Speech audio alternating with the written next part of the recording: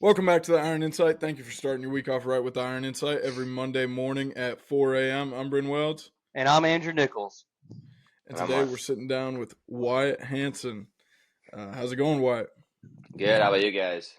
Oh, we're doing all right. Can't complain. I mean, we got like the world's greatest welder on the podcast with us right now, so that's kind of cool. I don't know about that. Almost. Well, what'd you place? What'd you place worldwide? Tell us. So I got the bronze in the 2024 Lyon World Skills Competition here a couple weeks ago. So And That's insane. Just let that sink in. That's insane. you had an American flag bandana, didn't you? oh yeah, dude, you gotta rock the flags, man. You gotta be patriotic. That's awesome. Weird doing it, but it was totally worth it. What was the placement? So Korea took first, China took second, and then I tied with third, with Australia and Canada. And Oh then I'm wow. not sure after that, but the way the scoring system works, you can like technically have ties like that. So you could have like a couple first place winners. It all depends on where you score at in the scoring system. Right, because it's not like comparing you versus this guy. It's only counting your points per vessel, right? Yeah, so it's counting basically it's you against the score system is what they say. There is still a little bit of that. Where does everybody else score will kind of also affect where you land on that on the just to earn the scoring. I don't know what you'd call it, but where you land, where you score will land you either gold, silver, or bronze, or medal of excellence, and it all depends on their equation they have to calculate where you end up. It's complicated. I don't really understand how it all works, but And who gets to judge those? so all basically every competitor from all around the world, they get from every country they get a. You have the competitor, and then you have an expert. So you're basically like a team, a little team or whatever. So you have your competitor that competes, right? And then your expert helps train you, and he or she knows the competition inside and out. And they're a part of your training process the whole step of the way. And then they're part of the World Skills Competition because they actually are the ones that go in and grade it. So you'll have all these competitors, they'll go compete or whatever, and then to keep it fair, what they do is they take your expert and they put the expert in and they judge and grade and evaluate the whole entire competition. So you have that, I don't know what you call it, but you're not going to have as much cheating and you're not going to have as much like favoritism showed because I've got a competitor in here. I'm not going to screw that competitor over so they don't screw my competitor over, vice versa. Like we're going to keep this fair so it's fair for my competitor, if that makes sense. Yeah. And like what is not allowed? Like at the state level, we weren't allowed. I'm pretty sure a grinder. Nope, no Or grinders. Nothing like no power tools. I mean, they were pretty specific. Um, Basically we had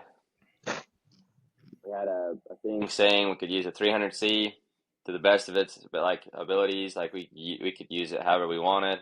We could use grinders. We could use there's a it's called the technical description. So it tells you what you can and can't do. Some of the things that I couldn't do is I couldn't purge my aluminum. I couldn't use chill blocks. I couldn't like brush my stainless. I couldn't brush my aluminum after I welded it. I couldn't have any grinding marks on anything. I couldn't have like stray grinding marks. I couldn't like there's such. I'd have to pull it up and name stuff off, but there was so many weird things that you would think that we wouldn't be able to do that we were able to do, and then stuff that you thought like would make sense to do, but we couldn't do, like the chill blocks for the aluminum and stainless projects. But it's all they're there to test you to see if you can pull like almost the impossible off in that competition. Like it is absolutely insane what we were trying to do. yeah, and something like if I lay a shitty bead, I might wash back over it. Like what what if somebody did that during that competition? Would that be a disqualification or Oh yeah, yeah. You would yeah? immediately go from like there was a competitor. I don't exactly remember what year he competed. He was I think he was Chinese competitor. Um, 8 or 10 years back, he actually went back over. I want to say it was stainless weld. He had a stainless corner joint, and he went back over it because he didn't get his radius points or something. He went back over it, and they actually caught him doing. They didn't catch him in the act, but they were able to look inside the project. So you have your corner joint. They were able to look in where the penetration was at. They could see the first melted bead, and then they could see a little bit more melted in between it. So it had two beads, and they were like he was literally in first place and dropped down like clear off the podium. Jeez. Just from one weld. Damn. And on those weren't your actual world skills tested vessels that you brought to FabTech, right? Oh no. So those ones were the ones I did. I want to say I did one or a couple more sets after that, but those are some of my better, some decent sets that I had right before I went. The ones that I did at Worlds are still, I'm not quite sure where they're at. Last time I heard they were on a boat getting shipped back over with all the Lincoln stuff. Which I know that was those projects that I brought, they were actually a little bit worse than what I had done at Worlds. It's kind of cool. I was able to do almost my best work, if not my best work at Worlds. So that's sweet. What out of the disqualify stuff that you can't use, banned items, banned procedures, what would have given you think the biggest advantage? Would it have been those chill blocks on your stainless? I think if you would have had like a way to cool your stainless and aluminum projects, they would have turned out a lot better. But like I said, they're looking for like minimal warpage. They're looking for, heat control. They're looking like you can't brush your stainless because they want to see all the colors. So you got to be able to control your heat. Another one, I wish we had more time. Like I wish we had more time to do that whole entire competition because they could really, with a couple more hours of time in that competition, you could lay some freaking dimes, man. Like, yeah, you would be able to control the pressure and all your nerves a lot better, having a little more time. And then everybody would have done a lot better, I think. But I was actually like pushed for time so bad because I spent a lot of time the very first day on module 1, which they're all test plates. You have a 10 mil plate that's 10 inches long, which it's basically a 3/8 thick plate with a V groove, and the bevels are at 30 degrees. You have a 16 mil, which is roughly about 5/8 plate, 10 inches tall. Same bevel angle. Then you have two T joints that are half inch. They're 12 millimeter, but for US, it's about a half an inch. The T joints, they get offset, so you'll have your bottom plate, and they'll offset your top plate so they can do bend or do brake tests. And then you have a 4-inch Schedule 80 pipe. And that's like all the Module 1 stuff or whatever. Anyways, I spent a ton of time, like a couple extra hours, trying to make sure everything was going to like bend and break and x-ray clean. I got super far back on time, dude. And I was like, by the end of day 1, I was getting very, very nervous because I was going to have to haul butt the next 2 days to make it up, which somehow I strategically cut out some steps that I always did them, but I didn't really have to. So I skipped a few steps, which I don't think I lost any points from it, but I got my vessel all done in that's the fastest I've ever got a vessel done, 8 hours, like one of them, that good. Like as good as it looked in 8 hours, that was insane. I was hauling butt. Or not 8 or 9 8 hours of just welding. Yeah, just under the hood getting after it. Yeah, you're cleaning, tacking up for the first hour, and once I had that I had that sucker tacked up, clean and tacked up in 45 minutes. It normally takes me an hour and a half, 2 hours. Yeah. 45 minutes, and then I had that freaking thing welded out and started on my aluminum project the day, or for like 15, 20 minutes at the end of the day. And you guys use 040 wire, right? Which I thought was kind of weird until you said 040 is 1 millimeter, right? Yeah, so everything is you can use US domestic stuff, but all the sizes, the measuring system is all in metric over there. So they have some interesting rules in the competition. So everything on all the competitions, everything is metric. Everything is in English. There's a couple other weird ones, but they have all these standards they go by.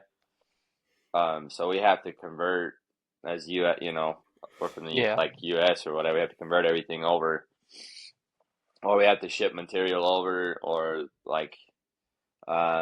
I actually played around with some of their fancy stick, or they're not really fancy stick rods, but they're different blend of stick rod. Like Conarc, I played with some Conarc. They have some, I'm trying to remember what it's called, but they had some European versions of like what we got. That stuff runs way different, dude. It's kind of cool. The different, going around traveling around the world and seeing all that stuff, man, and seeing what's actually out there. It was pretty cool. Yeah, I wouldn't have even thought of that unless you said that, like different stick rods and stuff. Did you think they were better? It depended on the minute and what I was doing. Some of it, I did that little circle on the front of my vessel or whatever. I did it with some, I want to say it's Conarc. I don't exactly remember the numbers. It was something 51. So it ran similar to like 7018, but it had like the arc. Like it had the arc characteristics of like 7016 and 7018. Like it was like 1 minute it was running like super choppy, and the next minute it was smoothing out. Like I don't know, it was weird, but it laid it down better than 7018, dude. Like it laid it in so nice. No undercut, nothing, just buttery smooth. And so one thing, like this was a big problem because at the state level for us in Nebraska, you had to weld everything in position. And did it specify that? Like, okay, so this 1 year where we competed, the kid that was in our school that we expected to win solos, Braden Weller, he welded it in position because that's how we had been practicing for it, right? But it didn't specify, so every other kid welded it out of position. And honestly, I feel like he probably would have won. He was pretty slick as a high schooler at the time, but yeah, that's crazy that they get that specific. What did you think was the hardest process, like for you? I think it kind of depended on the day, but I'm trying to think. I think my flux core, I had I've never really cared for flux core necessarily, but I've always kind of struggled with it. I could never really get it. You don't it's such a weird acting puddle. It's so liquidy. It's hard to really manipulate.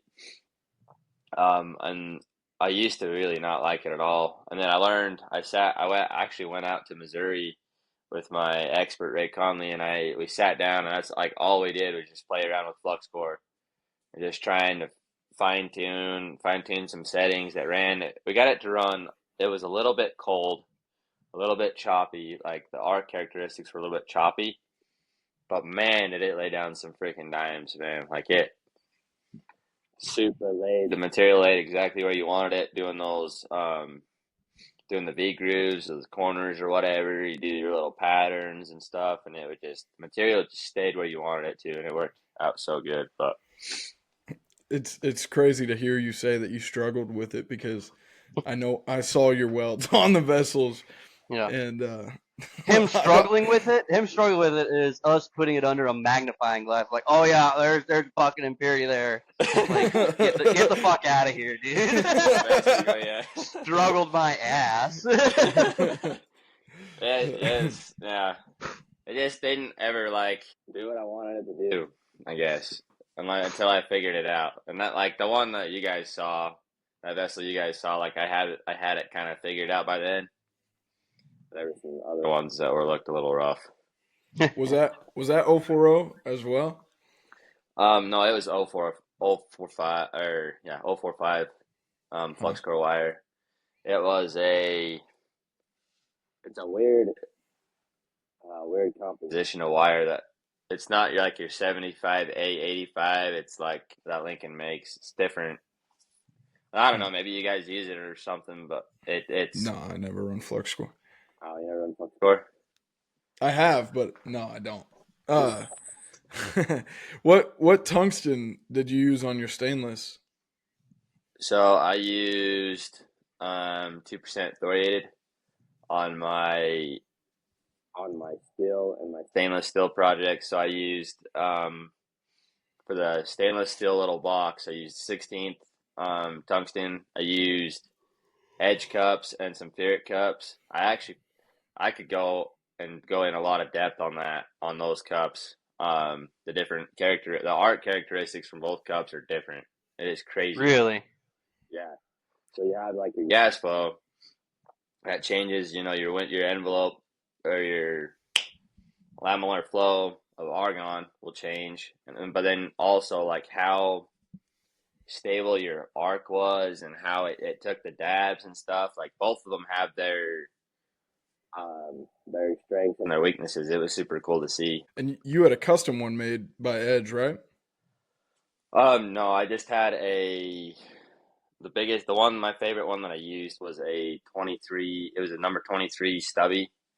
I used that on a lot of my on all the butt joints, and then I switched to a number 18 stubby for my corner joints, and then I actually switched to a Furic, the BBW for all my base fillet welds, and then like basically all my fillet welds except on the pipes. I actually switched to I did it differently on like every project I did, trying to figure out which way worked best. But anywhere from like a number 8 cup, just a regular ceramic number 8 cup, clear up to the edge 12 or 12, I think is what I was using. I tried a few different patterns and different things on those little pipes. I ended up turning my uh, pulses per second up to like maxed out on that Lincoln 300C, which is like 35.6 or something. Turn my background down all the way down. Put my amperage at like 85, and then you just sit there with the 16th filler, and you just sit there and just weave it. You scrub some lines in there, and then you just sit there and just weave it and blend it in. You scribed lines in there for your toes? Is that what you're saying? Yeah. Oh, So it used to not be very common for the U.S. competitor to scribe the lines. Let's see, it was 6 or 7 years ago when Chandler Vincent competed. He was like one of the first competitors to actually scribe his lines. So everybody around the world, they have different ways of scribing their lines on the projects to get like the perfect. Because it doesn't say it in the technical description. It doesn't say like you cannot do that. Like you can literally do anything but what the technical description says you can't do. Like, so the sky's the limit for the most part, except a few little things. But yeah, anyways, I had some parts laser cut out, some little like half moon shapes and stuff for like my pipes, and I'd either use a die grinder and I'd scribe my lines, or I'd take a sharp like carbide and I'd scratch into the aluminum and stainless and stuff. Because the tolerances are trying to hit. Like back when I was competing in trials last about like February, March, I didn't like scribe very many of my lines. And like what was funny about it is I was like, yeah, I don't need to scribe lines or whatever. And I was like still hitting and scoring like my fillet weld points. It was pretty cool. How like on the world during World Skills, the competition itself, do you know how much arc time you had while competing? Oh, like at the competition? Yeah. So we trained from the old we trained from the old competition rules and the time and everything. So they gave us Jordan's rotation and his competition or whatever. They were supposed to do 18 hours in Shanghai, China. With all the stuff that happened a couple years ago, the competition got canceled. Lincoln picked it up and they brought it here to the U.S. They had the 2022 special edition World Skills for Jordan. I believe they gave him 20 hours. They gave him 2 extra hours. But we ended up training back on like training and practicing against the 18 hours, which that's what we ended up doing. We had 18 hours to do all that stuff. Gotcha. But they change it like every rotation. They'll change stuff and they'll change their time zone or time frames and all that. But Did you use all 18? oh yeah, I was like I had like a couple minutes left after I got my stainless steel project, and I went and set it out and went and hung out with everybody for a minute. God. So you were down. I mean, you were on the nuts. Barely had enough time. That's crazy. Yeah, after strategically cutting out certain steps and hauling butt in other areas, like being very strategic to get my points and still make time, where I got a little bit behind on the first day. Yeah, I was pretty nervous for like. I bet. Now, when you were at the competition, did you see any welds where you just thought you have no business even being here? Like, was there any welds that you would think were egregiously bad? Oh yeah, there was some that were pretty bad. Really? So even on the world stage, you could still see some bad stuff.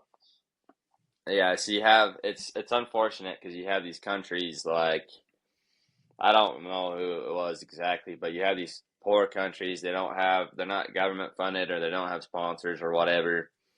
They they get this invite to go to World Skills. They train for a couple weeks and then they show up and then Yeah.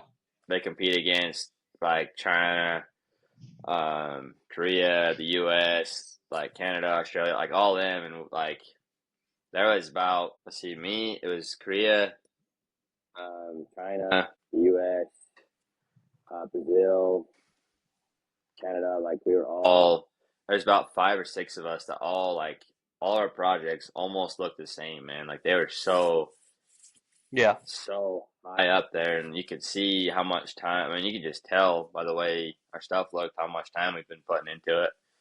And then you had a lot of other people that like they did good, and they probably scored good, but it wasn't like there's just like an extra couple of. It's weird because as you're going into your training, you think you're doing really good when you're down here and you're scoring high, but after so many months of training, your stuff looks absolutely insane, and you're like scoring stuff, and I don't know, it's just unreal.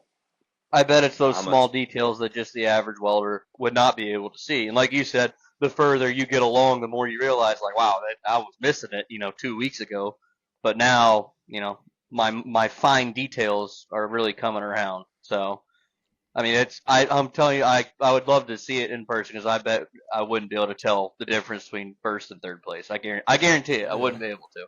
I No. helped judge one. It was an FFA welding competition at the college I was at. Fucking John, our professor, he wrote me into it. He said, "You're going to come in and judge these." I was like, "Great."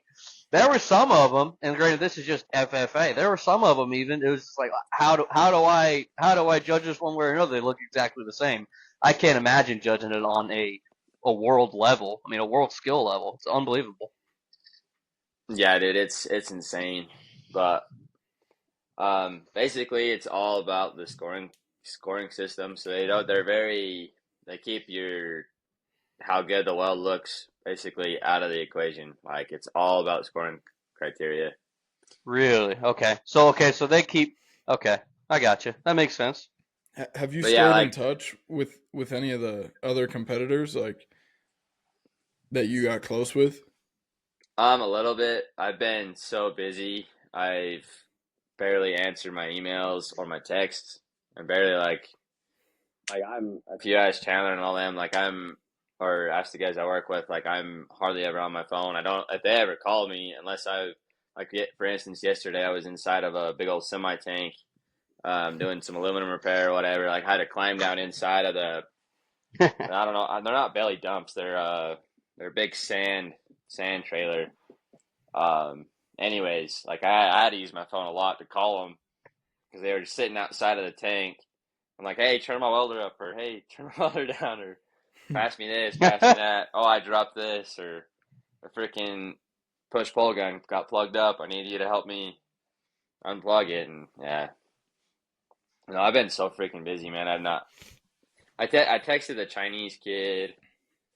We were talking right after the World Skills, like right after we got done competing. I was talking to him that night, and then I talked to him for like a week or two later, and then I actually Snapchat the Australian kid a lot. Like we chat a little bit, but How is he? I I'd bet like I to, love but I love Australian friends. I got a couple of friends that have bought some welding goods over in Australia. They're always cool as shit.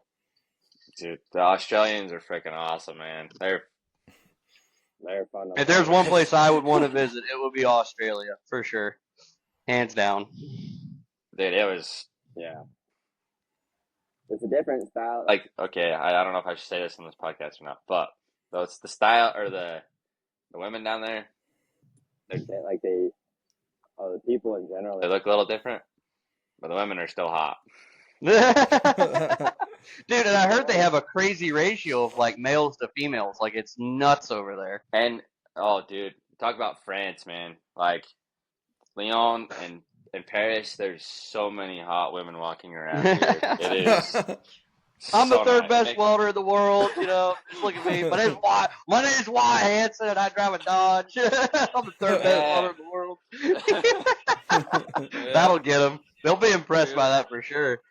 True freaking American, yeah. No, I'm tempted to like learn some French and go back over there, just work over there. So hot, dude. That's awesome. Well, at least there was, you know, an extra perk of traveling around the world, you know. Yeah, you gotta check out all the chicks. Yeah. So are we? I mean, I don't know. Cut this out. This is supposed to be on here. Are we allowed to talk about you getting accepted onto the Edge Army yet, or? I don't exactly know. I've been talking you. to Stacia, and she asked for a picture of me with you guys, but I didn't ever get one. I was, you know, and I'm not good with the social media stuff yet, and so I sent her back a text saying I don't have a picture, and then I haven't heard anything since. I got Well, you. I hope so because I'm gonna launch it. Wyatt's on the Edge Army. No, I'm kidding. It was in Congratulations, the Wyatt. description. It was in the description of my Instagram post. I put like at the very bottom, congratulations on joining the Edge Army, Wyatt, and I tagged you. But you changed your username like the day after, so now it don't take you to your account because now it's the Welder Wyatt. I can edit it, but yeah, I'm glad you changed your username to that. Hopefully, you get into this social media a little bit more. Yeah, I'm kind of waiting. So I'm waiting for Edge to I'm waiting for that to work out. I'm hopefully waiting for Everlast to see what they say. And then the guy I work, my boss, he owns CRV Welding, which is like a welding fabrication shop. But then he also owns a thing called Welder Made. They supply all the. They started supplying the past couple of years all of the state and national projects. So the blueprints, probably like everything, like they're all laser cut out. Super good like little projects to do, and he's where he's a past competitor, he's able to design and make some fun projects. But anyways, I'm gonna be talking to him about trying to work something out with him where I could possibly be an ambassador for him too, so I could have the TIG cups, the machines, and the projects, and then start nailing the social media. Dude, that would be a good setup, man. Then you need like filler rod and I got Lincoln for that.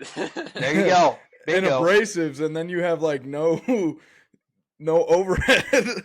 No, that'd be a good idea. Doing those projects and just teaching people, you know, the finer things of welding. I think that would be awesome. It'd be a great insight, honestly, especially coming from someone who's competed on a world level. I mean, yeah. Try to set the bar higher for everybody else. And help Absolutely. everybody get to that bar. Well, that's what makes everybody better too. Is when you push them, Yeah. when you compete, when you talk a little shit. That's what makes everybody want to be better. I always thought welding competitions was the best way to get better. Because I only did one, maybe two, and it was the most fun I had ever had. And it pissed me off so much seeing how far behind I was from everybody else. It just made me want to get better. So Yeah. I think they're great. I wish we did more of them. I think it's in school competition, like not a competition itself, but wanting to be better than that guy next to you. Mhm. Like I was just talking about Braden Weller. Mhm. Man, me and him like went at each other's throats for like 2 years, and then we hadn't even met each other. It was other students because he was an afternoon student and I was a morning student. It was other students telling like me, "Oh, Braden said this about you and your welds," and that like there was like 2 years of animosity, and then we actually met, and it was like, "Oh, dude, this guy ain't bad." But I think that's like probably what made me grow the most as a welder. I think. Yeah. The But competition's good, no doubt about it. yeah, Oh yeah, life-changing experience to say the least. and you were talking about welder made. Like I've actually bought welder made kits and practiced on them for skills myself. That was like that was such a smart play of him to start that company. And now that he's in Yeah, with skills like at the state and national level, yeah, that's pretty smart. yeah, he's got it going pretty good. But his biggest, the goal is to really give the kids the opportunity when he competed. Oh, let's see, 20. It was from 2015 and down. Basically, they had like plasma cut parts, or they had like hand cut parts out of a freaking piranha. Just nothing was ever really precise, and you could end up with messed up pieces, and you could lose the competition because you had poor fit up, but your parts weren't cut correctly, or the joint wasn't correct or whatever. So when he competed at state and nationals, and then world skills and doing all that stuff, I think at world skills they probably had laser cut or water jet cut parts at that point. But he saw that need for like precision stuff going on, and so and then where he's in. And what's cool about it too is I believe, and I don't really know the numbers or the statistics or whatever, but I believe he actually sells the projects to. I'm not sure about state, but I know at nationals he gives the committee that runs nationals a super good deal.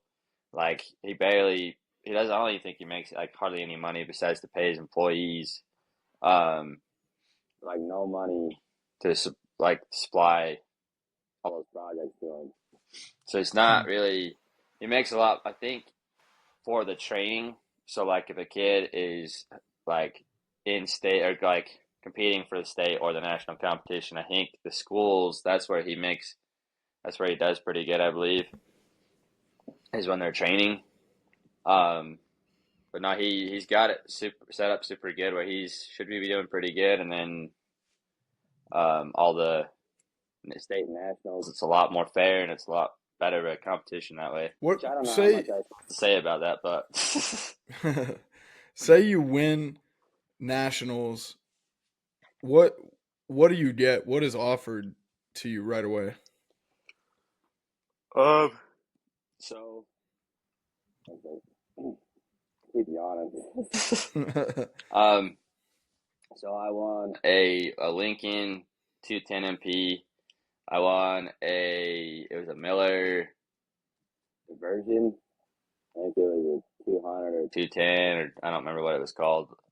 And then I won gloves, just a bunch of like little odds and ends and stuff. I'm trying to remember what else I won. I know the college kids that didn't get as much as the high school kids.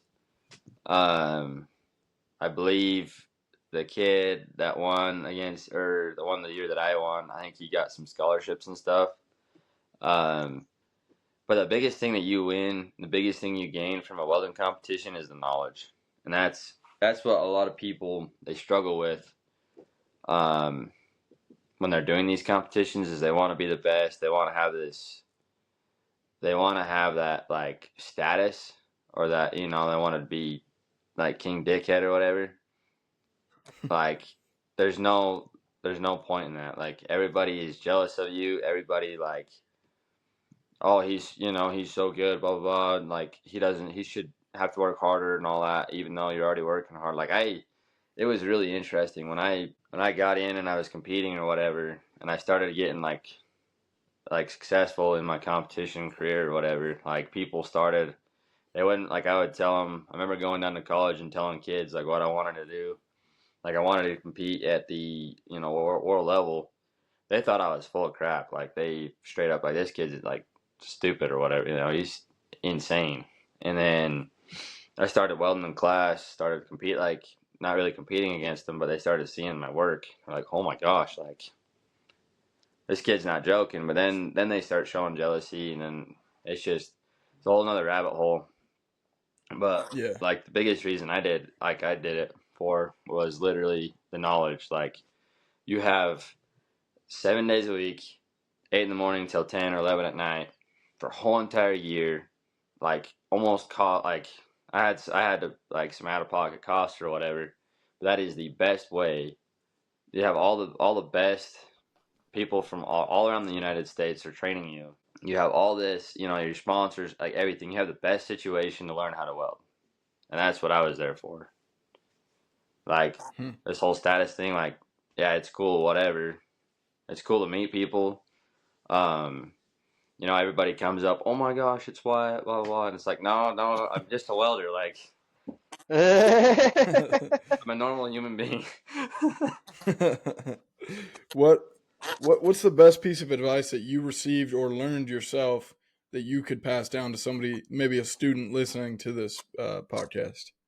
Oh man, there's so many different things I could say right now. But for a young student, I would say hard work beats talent when talent refuses to work hard. That's one of them. And then, like, always don't, like, sacrifice a couple years of your time now to better your life for the next 30 or 40 years instead of partying now and suffering the next 30 or 40 years just because you decided to party. And then you're stuck doing a 9 to 5 and you don't have enough money to go back to school or whatever. Take the opportunities now because they're available to you now, and spend a bunch of time next couple of years bettering yourself, and you'll have a way easier life later on. And here's one question we ask every guest before we end each show. What is your favorite genre of music to listen to while you work or weld? Depends on the day, in the mood. If I'm pissed off, like Suicide Boys. If I'm having a good day, could be like Britney Spears or Taylor Swift or Tate McRae. Absolutely. Or if I'm feeling like cowboyish, like, for the day, it'll be, I been listening to a lot of country lately, but I don't quite remember the names of them, but just depends on the day, man. Well, we appreciate you coming on, Wyatt. Thank you, everybody, for listening. As for me, Everlast link in the show notes if you want the upgraded Nova TIG torch and foot pedal package. You order through that link. If you have any questions about any Everlast units, message me on Instagram or TikTok or wherever you find me. Edge Welding Cups, code BRINWELDS15, and through the link in the description, get you 15% off. And Andrew? And if you're looking for any and all custom leatherworks, custom leather welding hoods, head on over to southernleatherworks.net. We sell the best. We sell it for the best price, and always back what we sell. Thank you, Wyatt Hansen, for coming on. Bronze world welder. Kind of still crazy. It was a pleasure meeting you at FabTech, and we look forward to seeing you hopefully next year in Chicago. Yeah, thank you guys. Appreciate it. Yep.